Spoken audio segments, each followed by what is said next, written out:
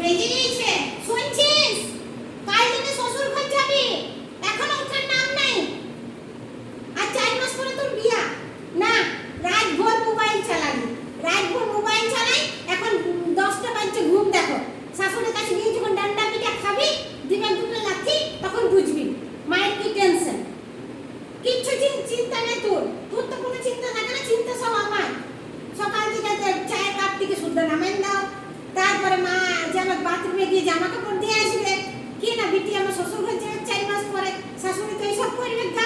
তারপর খাবার বানাই দাও, তারপর যদি আমার পছন্দ না হয়, এইটা কি খাবার দিনছো, এমনি খাবার আমি খাই না, আমি ওই খাবার খাই না, এইসব যত ঝামেলা। শাশুড়ির কাছে দেখবি তখন মুখ এমনি ছিটকানি, নাক ছিটকানি খাবি।